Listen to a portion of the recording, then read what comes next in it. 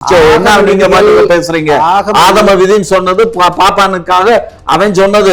கோயில்ல பாப்பான் தான் இருக்கணும், சான்ஸ்கிரிட்ல தான் பண்ணணும் அப்படிங்கறது யார் சொன்னா? இப்ப நம்ம தமிழ் அர்ச்சகரை நியமிச்சுமே எல்லாம் மறந்துட்டீங்களா? தலை கொடுத்தாலும் தலைநகர் காப்பன் யார் சொன்னது? யார் சொன்னது? அவரு தான்.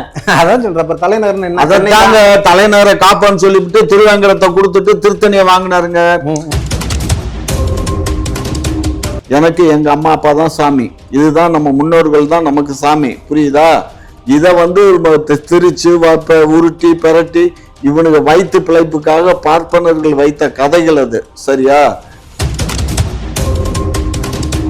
பாரதிய ஜனதா கட்சிக்காரன் ஆட்டையை போடுறதுக்காக பிளான் பண்றாங்க. HRNC இருக்கக்கூடாதுங்கிறான். HRNC இருக்கக்கூடாது, முஸ்லீம்களுக்கு இருக்கிற மாதிரி இருக்கணும், கிறிஸ்தவர்களுக்கு இருக்கிற மாதிரி இருக்கணும்னு சொல்றானுங்க. உங்கதானே அது? அதை தரமா கொடுக்கறது யோக்கியது இருக்குதா? தரமா இல்லாம யார் சொன்னா? நீங்க வாங்க, நீங்க யார் சொல்ற? போய் கூட சாப்பிடாதுங்க. அது இவருக்கு தெரியும், உங்களுக்கு தெரியும், புரியுதா? இந்த மாதிரி எல்லாம் யாராவது மனிதர்கள் சாப்பிடுவாங்க. மனிதர் சாப்பிடாம மிருகமா சாப்பிடுது. ஆடு அந்த மாதிரி தான்.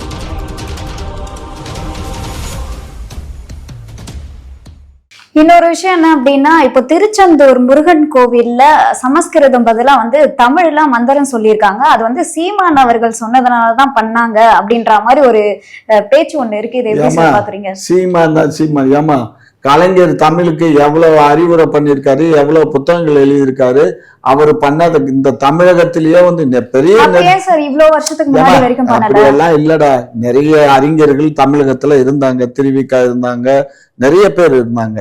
அந்த அறிஞர்களை காட்டிலும் அதிகமா தொண்டு செய்தவர் முத்தமிழறிஞர் டாக்டர் கலைஞர் தான். தமிழுக்காக நிறைய தொண்டு செஞ்சிருக்காரு.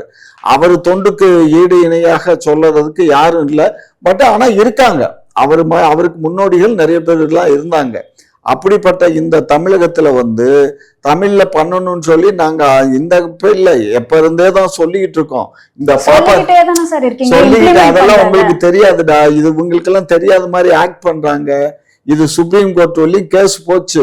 சுப்ரீம் கோர்ட்ல கேஸ் போகும்போது சுப்ரீம் கோர்ட் என்ன சொன்னா, ஆகம விதிகள்னு ஒண்ணு வச்சுக்கிட்டு அதைத்தான் கடைப்பிடிக்கணும்ட்டான். பிள்ளையாருக்கு என்ன ஆகமா இருக்கு? சும்மா பேசக்கூடாது. பிள்ளையாருக்கு ஆகமம் கிடையாது. எந்த வகையில நீங்க வழிபாடு சொல்றீங்க? ஏங்க நான் எங்க சொல்றேன், அவன் இல்லங்க சொல்றேன். ஆகம விதின்னு சுப்ரீம் கோர்ட்ல தீர்ப்பு கொடுத்துச்சு. என்ன நீங்க பேசுறீங்க? ஆகம விதின்னு சொன்னது பாப்பானுக்காக அவன் சொன்னது. கோயில்ல பாப்பான் தான் இருக்கணும், சான்ஸ்கிரிட்ல தான் பண்ணணும் அப்படிங்கறது யார் சொன்னா? இப்ப நம்ம தமிழ் அர்ச்சகரை நியமிச்சுமே அதுக்கு போய் ஸ்டே வாங்கிட்டு வந்தது எவன் வாங்கிட்டு வந்தான்? என்ன பேசுறீங்க? எதையும் படிக்காம அந்தந்த தெய்வங்களுக்கான ஆகம விதிகள் இருக்குது, அதை பண்ண சொன்னாங்க. ஓகே, நீங்க கேட்ட கேள்வி திருச்செந்தூர்ல குடமுழுக்கு தமிழ்ல பண்ண சொல்லிருக்காங்க, அது சீமானோட முன்னெடுப்பினாலவா அப்படின்னு. சீமானுடைய முன்னெடுப்பு சீமானுக்கு தான். சீமான் தமிழ் மொழி இனத்திற்கான முன்னிலைப்படுத்தக்கூடிய, அந்த மக்களை முன்னெடுப்படுத்தக்கூடிய ஒரு தலைவர். அதுல இவர் ஐயா நாயுடு சொல்றதுனால அது பொய்மை போயிடாது. நான் என்ன சொல்ல வரேன்னா, மக்கள் ஏற்றுக்கொண்ட ஒரு தலைவராக இருக்கிறனால தான் 36 லட்சம் வாக்கு உழுது. இந்த மொழி இனத்திற்கான குரலை ஓங்கி ஒலிக்கும் போது அங்க ஒரு ரிஃப்ளெக்ஷன் தெரியுது, புரியுதுங்களா? ஒண்ணுமே இல்லை, வீட்டுல படுத்து கிடந்தாருன்னா இந்த வேலைகள் நடந்திருக்காருன்னு எங்களோட பார்வையா இருக்குது, புரியுதுங்களா? இந்த இடத்துல இந்த அறநிலைத்துறை அமைச்சர் சேகர் பாபு அவர்கள் ஒவ்வொரு முறையும் ஒரு ரியாக்ஷன் காட்டுறாரு கேட்டினா, இங்க இருந்து சரியான கேள்விகள் போறதுனால அங்கிருந்து ஒரு ரியாக்ஷன் வருது, புரியுதுங்களா?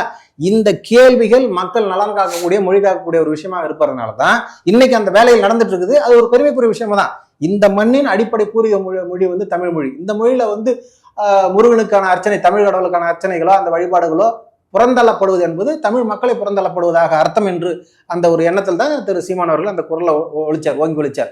அதில் பங்கு இருக்கிறது, அதுல எந்த மாற்றம் கிடையாது. ஐயா, காக்கா உட்கார பணம்பரம் விழுந்த மாதிரி நாங்க சட்டம் போட்டு நாங்க அதை பண்ணிக்கிட்டு இருக்கோம், நீங்களும் அதை கூப்பாடு போடுறீங்க, அவ்வளவுதான்.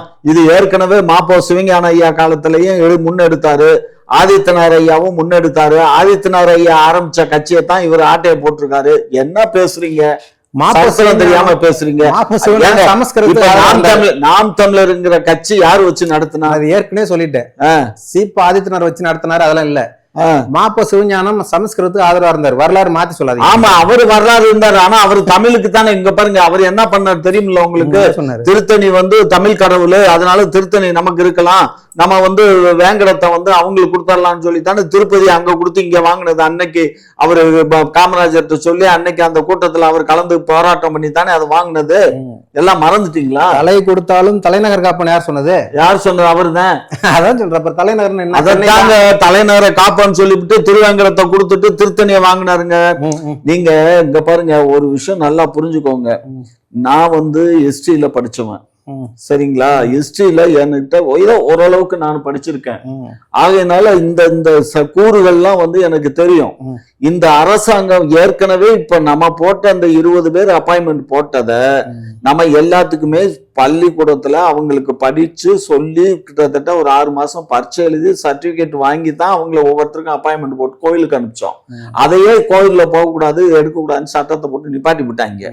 யாரு சட்டத்தை போட்டு நிப்பாட்டி? பாப்பார பயிலுக்கு தான். பாப்பார பயிலுக்கு இவனுக்கு அங்க போய் சுப்ரீம் கோர்ட்ல ஹைகோர்ட்ல போட்டானுங்க. அது ஹைகோர்ட்ல கவர்மெண்ட்டுக்கு அகைன்ஸ்டா திருப்பி தர மாட்டேன். முருகர்ன்றது நம்மளோட கடவுள், அதுக்கு முருகன் நம்ம கடவுள்னாக்கா அப்ப அவ அப்பன் அத்தாரு, நீ இந்த லூசுக பேசு, நீ வேற பேசுற. முருகன் தமிழ் இருமா, முருகன் தமிழ். அப்ப யாரு? சிவன் தானே, பார்வதி தானே. இப்ப அவங்க இருக்கிறது எங்க? இமயமலை தானே. அப்ப இமயமலை யாருக்கு சொந்தம்? தமிழனுக்கு தானே சொந்தம். அப்ப போராடு, அது தமிழ் கடவுள் தான்டா. சிவனும் பார்வதியும் தமிழ் கடவுள் தான். அதுக்கு எங்களுக்கு தமிழ்ல தான் அங்க அர்ச்சனை பண்ணணும். நீ அங்க நீ பண்ணக்கூடாது, சான்ஸ்கிரிட்ல பண்ணக்கூடாது, எங்களுக்கு அந்த குடுன்னு கேளு, ரைட்ஸ கேளு. அதெல்லாம் கேட்க மாட்டேங்கிற. அப்புறம் அவருடைய அண்ணன் யாரு, பிள்ளை யாரு? அவரு பிள்ளையாரு.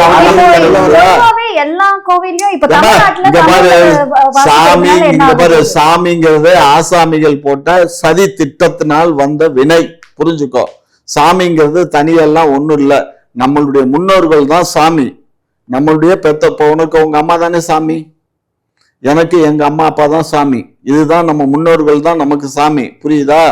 இத திரிச்சு உருட்டி பெரட்டி இவனுக்கு வயிற்று பிழைப்புக்காக பார்ப்பனர்கள் வைத்த கதைகள் அது. சரியா?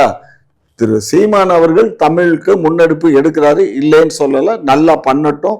தமிழ்ல எங்கும் தமிழ், எதிலும் தமிழ் வேணுங்கிறது இன்னைக்கு இல்ல, 1947 காமராஜர் ஆட்சி காலத்திலேயே கொண்டு வரப்பட்டதுதான். 1947 காமராஜர் ஆட்சி இல்லைங்க, 1954 52 52 ராஜாஜி. ராஜாஜி 54. பணம் சம்பாதிக்கிறதுக்காக இது ஒரு விஷயத்த உருவாக்கிறாங்க அப்படின்ற மாதிரி சொல்றீங்க. ஆனா இப்போ என்னன்னா, இந்து அறநிலைத்துறை கிட்ட இருக்கிற நிதியை எடுத்து கல்லூரி திமுக கட்டுது. இப்போ இதுக்கு என்ன சொல்றீங்க சார்? ஏமா கல்லூரி கட்டுறது, இது கட்டுறது, திருமண மண்டபங்கள் கட்டுறது, இதெல்லாம் பொதுமக்களுக்காக. அது யாருடைய சொத்து? பொதுமக்கள் எல்லாருமே அந்த கோவிலை பராமரிக்கிறதுக்காக தானே பைசா. கோயிலுக்கு பராமரிப்புக்கு போய் வச்சுக்கிட்டு தான் செய்யறாங்களே தவிர பராமரிப்பு பண்ணாம இல்லை. இப்ப கோயில்னு எடுத்துக்கிட்டீங்கன்னா நமக்கு அன்றைக்கே நமக்கு திருப்பதி நமக்கு குற்றச்சாட்டுகளுமே எழுது நிறைய பழைமை. நீ வேற இவங்களுக்கு எல்லாம் ஆட்டையை போடுறதுக்கு பாரதிய ஜனதா கட்சிக்காரன் ஆட்டையை போடுறதுக்காக பிளான் பண்றாங்க. HRNC இருக்கக்கூடாதுங்கிறான். HRNC இருக்கக்கூடாது, முஸ்லீம்களுக்கு இருக்கிற மாதிரி இருக்கணும், கிறிஸ்தவர்களுக்கு இருக்கிற மாதிரி இருக்கணும்னு சொல்றானுங்க.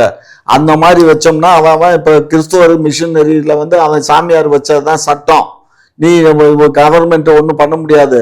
அதாவது முஸ்லீம் வகுப்பு வாரிய சட்டமும் அது மாதிரிதான். நம்ம அங்க போக முடியாது. அதுலதான் இப்ப 2 பேரு தனி நபர்கள் இந்துக்கள் இருக்கணும்னு சொல்லி ஒரு சட்டத்தை பார்லிமெண்ட்ல கொண்டுட்டு வந்தாங்க.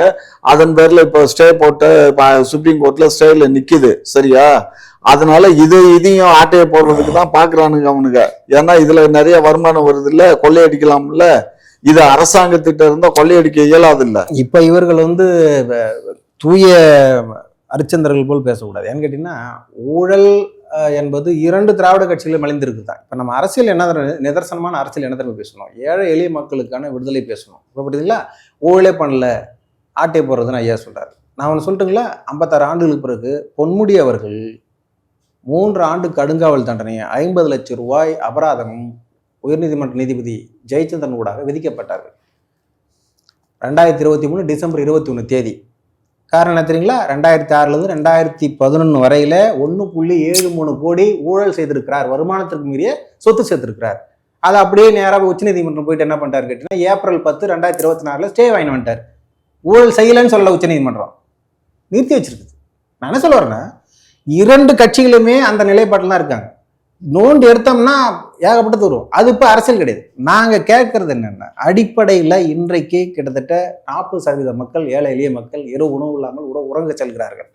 அதற்கான விடுதலை என்ன செய்து கொடுத்துட்றீங்க? தமிழ்நாட்டுல உணவு இல்லாம மக்கள் இருக்காங்கன்னு சொன்னாக்க நாங்க ஏத்துக்க மாட்டோங்க. தமிழ்நாடை பொறுத்த மட்டும் எங்கேயும் பட்னி சாவு கிடையாது, எங்க உணவு இல்லாம யாரும் இல்ல. இலவச அரிசி போடுறோம், எல்லா இலவச கோதுமை கொடுக்குறோம், எல்லா மக்களும் சுவீட்சமா தான் இருக்காங்க, எல்லாம் அவங்க வாங்கி சாப்பிட்டுக்கிட்டு தான் இருக்காங்க. இது தவிர இப்ப அம்மா உணவகங்கள்னு இப்ப கிட்டத்தட்ட நிறைய இருந்தது, இப்ப குறைச்சாலும் நாங்க அங்கங்க அம்மா உணவகங்களும் இருக்கு, வார்டுக்கு 1 இருக்கு. இப்போ புரிஞ்சுக்கோங்க, அம்மா உணவகங்கள் இருந்தாலும் அதை சரியா பராமரிக்கல.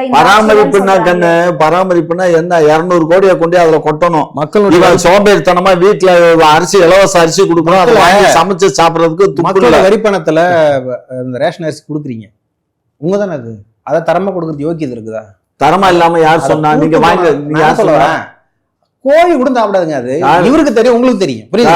இந்த மாதிரி எல்லாம் யாராவது மனிதர்கள் சாப்பிடுவாங்க, மனிதர் சாப்பிடாம மிருகம் சாப்பிடுது, ஆடுக்கு அந்த மாதிரி தான். சும்மா இருங்க, கோழிக்கு இப்ப எங்க இந்த பாருங்க சிட்டில எங்க கோழி வளருது? சும்மா இந்த கதையெல்லாம் அரிசி வாங்குறான். ரேஷன் அரிசி யார் வாங்காம இருக்கா? நீங்க ரேஷன் கடையில வந்து பாருங்க, ரேஷன் அரிசி கடையில வந்து பாருங்க எவ்வளவு பெரிய கியூ நின்று எல்லாம் வாங்கிட்டு போறாங்கன்னு. ரேஷன் அரிசி இருக்க ரேஷன் கடை அரிசி வந்து தரமற்றதா இருக்குது.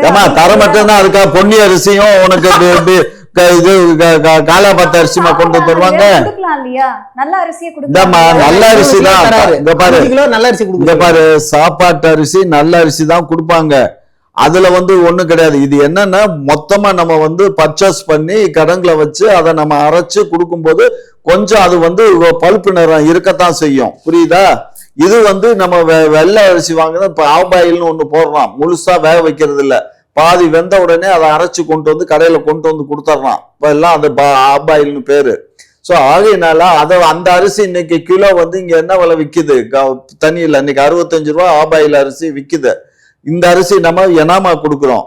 இது நம்ம கொள்முதல் பண்ணி நம்ம கொஞ்சம் நாள் ஆயிருந்ததுனால உங்களுக்கு நிறத்தை மட்டுமே வந்து சொல்லல, ரொம்ப நாள் வந்து ஸ்டாக் வச்சிருக்க கூடிய அரிசி வந்து புழு பூச்சி எல்லாம் இருக்கிற அரிசி. புழு பூச்சி எல்லாம் கிடையாதுமா. புழு பூச்சி இருந்தாக்க இந்த உங்களை மாதிரி ஊடகங்கள்லாம் இந்நேரம் அந்த அரிசி அள்ளி கொண்டு வந்து காட்டியிருப்பீங்க. இங்க பாருங்க அரிசியில புழு மேயுது, வண்டு மேயுதுன்னு. முன்னாடி கூட வந்து அந்த ரேஷன் கடை அரிசியில வந்து பிளாஸ்டிக் அரிசி எல்லாம் இருக்கு அப்படின்ற மாதிரி. பிளாஸ்டிக் அரிசி இருக்குங்கிறதெல்லாம் வந்து கதை, இந்த கதையெல்லாம் மேயர் பிரியா அவர்கள்ட்ட ஒரு ஊடகவியலாளர் கேக்குறாங்க, இப்ப போட்டது ப்ளீச்சிங் பவுடர்ல மாவு மைதா மாவுன்றாங்க. அந்த அம்மா பதில் சொல்லாம மைதா மாவுன்னு சொல்ல, அவங்க பான்ஸ் பவுடர்னு கேட்டு போயிட்டு நான் என்ன கேட்கறேன்னு கேட்டீங்கன்னா, எளிய மக்களுக்கு ஏதேனும் ஒண்ணு செய்யணும் கேட்டீங்கன்னா அடிப்படையில உணவு தான் முக்கியம், புரியுதுங்களா? பசி வந்தால் 10 பறக்கும். மானம், குலம், கல்வி, வெண்மை, அறிவுடைமை, தானம், தாவம், முயற்சி, தாளாண்மை, தேனில் கசிந்து வந்த சொல்லீர் மேல் காமுறுதல் 10 பசி வந்தால் பறக்கும்ன்றான் அவை பெரும்பாட்டி. நான் என்ன சொல்ல வர கேட்டீங்கன்னா, தஞ்சாவூர்ல 3/2/2025 கிட்டத்தட்ட 600 டன் நெல் மழையில நனையுது. விவசாயிகள் வந்து அதை ஒரு சரியான கிடங்கு இல்லாம அரசு அவலத்தினால அந்த வேலை நடந்துட்டு இருக்கு. உயர்நீதிமன்ற நீதிபதி என்ன சொல்றாருன்னு கேட்டீங்கன்னா, மக்கள்கிட்ட இருந்த விவசாயிகிட்ட இருந்து நெல்லை கொள்முதல் செய்வதற்கு அரசு அதிகாரிகள் லஞ்சம் வாங்குகிறார்கள், அதற்கு பதிலாக பிச்சை எடுக்கலாம். ஏன்னா இது உயர்நீதிமன்ற மேட்ரு, போய் சொல்ல முடியாது, கண்டெம்ட் ஆயிடும். நான் தெளிவா சொல்றேன். விவசாய பொருளை அரசு அதிகாரிகள் வாங்குவதற்கு லஞ்சம் வாங்குறாங்க, அதுக்கு பதிலாக பிச்சை எடுக்கலாம்னு சொல்லி உயர்நீதிமன்றம் கண்டனம் தெரிவிக்குது.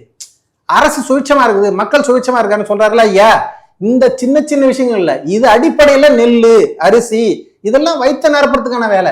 இங்கே ஒழுங்கா இல்லைன்னு கேட்டீங்கன்னா அப்படியே சூட்சமா மக்கள் வந்து பசியும் பட்டினியுமா எல்லாம். நான் என்ன சொல்றேன், ஒரு அரசு தன் கடமையை, ஒரு அரசு எப்படி இருக்கணும், ஒரு ஆளுமை செய்கிறோம் எப்படி இருக்கணும், ஒரு அரசன் எப்படி இருக்கணும் அப்படின்னா, தூங்காமை, கல்வி, துணி உடைமை, இம்மூன்றும் நீங்க நிலம் ஆழ்வனுக்கு. ஏழை எளிய மக்களை கண்டா தூக்கம் வரக்கூடாது, கல்வியின் துணி உடைமை இருக்கணும் ஒரு அரசன். இப்படி இருக்கணும். ஒரு நாடு எப்படி இருக்கணும், அது ஒரு வரமுறை இருக்கு. அப்படி இருக்குதா? அப்படி ஆட்சி முறை செய்யறாங்களா? ஏங்க இங்க என்ன அன்னைக்கு இருந்தா அப்படின்னாக்கா வெறும் ஒரு 50 லட்சம் பேர் மொத்தமே இந்தியான்னு எடுத்துக்கிட்டீங்கன்னா மொத்தமே 4 கோடி 5 கோடி மக்கள் வாழ்ந்த இந்தியா தாங்க இது. இன்னைக்கு இந்தியான்னு பிரிட்டிஷ்காரன் 1.5 இணைச்சான். அன்றைக்கு தமிழ்நாட்டுல பாத்தீங்கன்னா வெறும் ஒரு ஒரு கோடி மக்கள் கூட கிடையாது. இன்னைக்கு பாத்தீங்கன்னா 10-12 கோடி மக்கள் இங்க வாழ்ந்துகிட்டு இருக்கோம். 1.5 கோடி மக்களே வடக்கத்தியா இங்க வந்திருக்கான். நீங்க என்ன பேசுறீங்க? ஜனத்தொகை இன்னைக்கு பெருத்து போச்சு. இன்னைக்கு நீங்க சொல்ற மாதிரி எல்லாம் வள்ளுவன் சொன்னாரு. வள்ளுவன் என்ன சொல்றான்? பொண்டாட்டி தண்ணி அரைச்சிக்கிட்டு இருந்தா வள்ளுவர் கூப்பிட்ட உடனே அப்படியே விட்டுட்டு போனாங்க. அந்த வாசி விட்டு போனது நிக்குதுன்னா இதெல்லாம் நம்ப முடியாது. என்னப்பா எல்லாத்துக்குமே டாக்ஸ்னு ஒண்ணுக்கு டாக்ஸ் கட்டுறோம்டா. டாக்ஸ் கட்டினாக்க இங்க பாருமா, ஒரு விஷயம் நல்லா புரிஞ்சுக்கோங்க. எல்லா வரிகளும் எல்லா வருவாய்களும் அரசாங்கத்துக்கு 100% வச்சுக்கோங்க. அந்த 100%த்துல 40% அரசு ஊழியர்களுடைய சம்பளம் போகுது. 40% போகுது. மீத இருக்க 60%த்துல தான் நமக்கு தேவையான வசதிகளை அரசாங்கம் செஞ்சு கொடுக்குது. புரியுதுங்களா? இந்த 60% நமக்கு இன்றைக்கு ஜிஎஸ்டிங்கிற மெத்தட் ஒண்ணு. 60%ல நீங்க பால் விலையும் ஏத்துறீங்க, மின்சார பால் இங்க பாரு, நீங்க மனிதனுடைய தேவைகள் அதிகரிக்க மனிதனுக்குரிய வசதிகள் அதிகரிக்க எல்லா விலைவாசிகளும் கூடும். புரிஞ்சுக்கோங்க. அதாவது மனிதனுடைய தேவைகள் அதிகரிக்கும் போது தேவைக்கேற்ப எல்லாமே கூடும். கூடிட்டே இருக்கு, சம்பளம் உயர மாட்டேங்குது. சம்பளம் உயரலைன்னு யார் சொன்னா? சம்பளம் உயர்ந்துகிட்டு தான் இருக்கு. அந்த காலத்துல என்கிட்ட டிரைவர் வேலை பார்த்தவனுக்கு நான் 750 ரூபாய் சம்பளம் கொடுத்தேன். அந்த காலம் ரொம்ப வருஷத்துக்கு முன்னாடி இல்லைன்னு வச்சுக்கோ. கிட்டத்தட்ட 85-86ல நான் வெறும் 750 ரூபாய் சம்பளம் கொடுத்தேன். அந்த 750 ரூபாய் சம்பளம் கொடுத்த டிரைவர் இன்னைக்கு சென்னையில நான் 25,000 ரூபாய் சம்பளம் கொடுக்க வேண்டியிருக்கு. புரியுதுங்களா? 750 எங்க இருக்கு, 25,000 எங்க இருக்கு? விலைவாசி ஏறதுனாலதான் அதனாலதான் நாங்க சம்பளம் கூட்டி கொடுக்கிறோம். விலைவாசி கூடுது.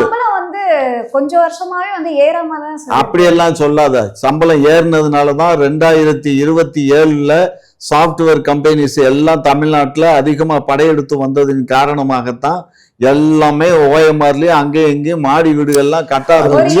பேசிக் சாலரி 10-15 தானே இருக்கு. ஆமாமா, அவ்வளவுதான் பேசிக், அவ்வளவுதான் கொடுக்கணும். 10 வருஷத்துக்கு முன்னாடியும் அதே 10,000 தான் கொடுத்தாங்க. அப்படி எல்லாம் கிடையாது. 10 வருஷத்துக்கு முன்னாடி எல்லாம் பேசிக் 10,000 யாரு கொடுத்தா? ஒரு டிரைவருக்கு சம்பளம் 5,000 தான். 10 வருஷத்துக்கு முன்னாடி 5,000 தான் சம்பளம். 5,000க்கு மேல டிரைவருக்கு யாருக்கு சம்பளம் இல்ல.